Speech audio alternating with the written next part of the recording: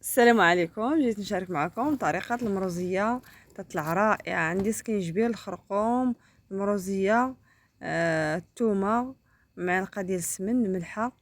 المهم هذه هي الطريقة ديال المروزية، كتطلع رائعة ما نقولش لكم. انا درت صايبتها بالعنقرة.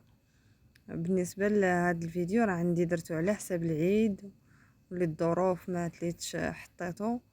هادشي اللي عطا الله. وبقاو معايا حتى نهايه الفيديو. ما نقول لكمش البنات كي تجي، انا جربتها وطلعت فنه ما شاء الله، معسله وطلعت رائعه. هنا عندي معلقه ديال القرفه، معلقه ديال سكينجبير، معلقه ديال الخرقوم، والبزار ما كثرت فيه، درت غير 4 معلقات البزار. مهم. وهنا كلشي العطريه كلها التوابل. مهم راه كيطلع رائع. ما شاء الله كتطلع بنينه، مذاقها زوين. وغير جربوا هاد الطريقه وما عاديش تندموا عليها. راه ما شاء الله كتجي هائله.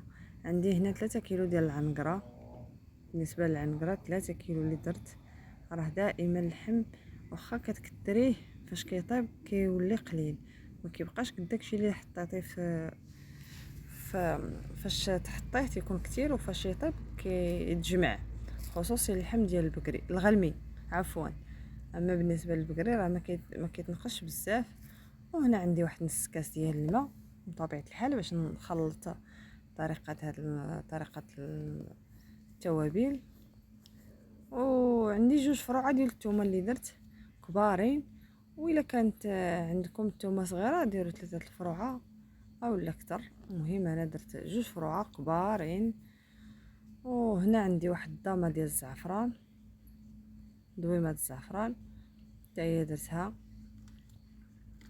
ايوا وهادشي اللي عطا الله كنشارك معكم شي حاجه بسيطه وكتطلع ما شاء الله زوينه. وماشي كنشكر لكم راسي بالنسبه لهاد العنقره بطريقه المروزيه، ما كنشكرهاش لكم. الواحد حتى يجرب يحكم ان شاء الله باذن الله. وما تنسوناش باللايكات ديالكم والكومنتات الزوينين ديالكم، اللي تكبر القناه ديالنا وتعم الفائده. مهم راه هادشي اللي كنشاركو معكم.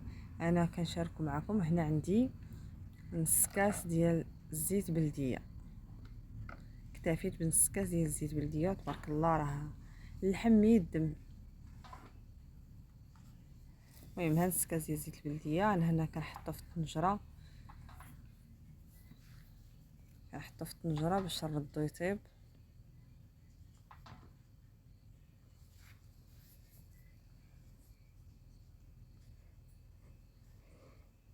المهم هنا راه حطيته في الطنجره جا شويه مزاحم، ملي بدا تيطيب ما بقاش مزاحم، هبط شويه وجاو كلهم مقاد اللحم. عندي كاس ديال اللوز وعندي كاس ديال الزبيب اللي تزين فقط اللوز. وبالنسبه للزبيب بقاو معايا حتى نهايه الفيديو، راه تشوفوا كل شيء، ما نحرقش المراحل. هادشي اللي عطا الله.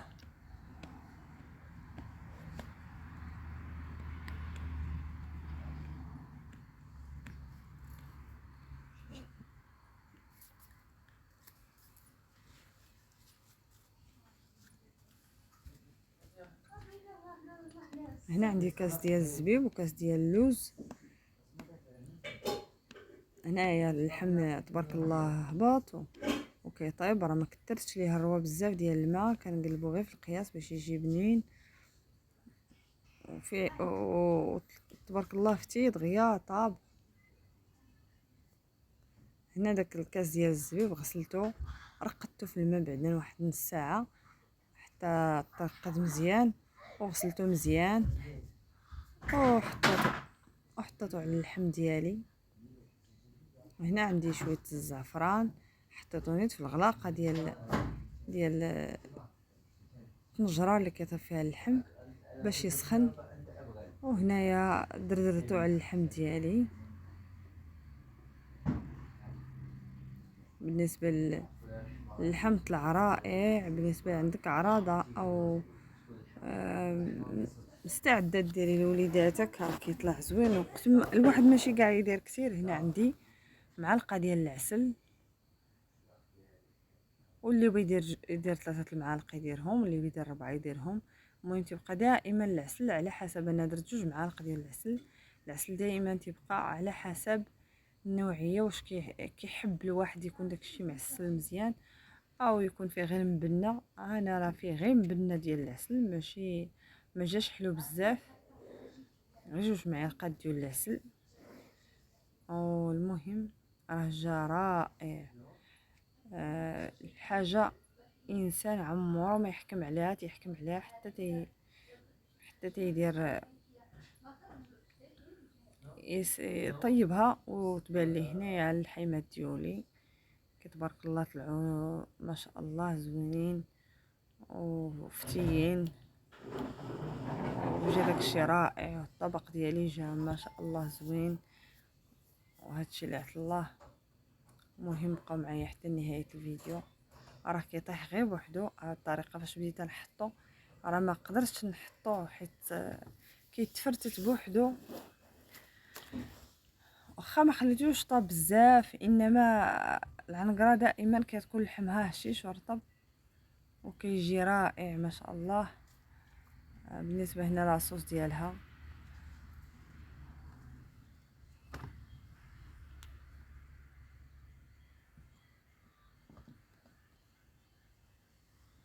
او هنا الطريقه اللي بقات هنا في اللحم، رانا كنحط راه ما صدتش تنبين نحط اللحيمه على سميتو، كطيح كتفرتت ليا من العظم.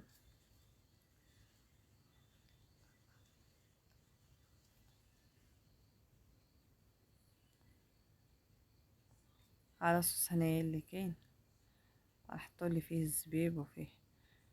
المهم راه ما شاء الله جا رائع مع داكشي بنين ومذاق ولذيذ. وما تنساوناش من اللايكات ديالكم والبارطاجي مع العائله واشتراك القناه ديالنا لتكبر. وجزاكم الله خيرا، واستودعكم الله الذي لا تضيع ودائعه. والسلام عليكم ورحمة الله تعالى وبركاته.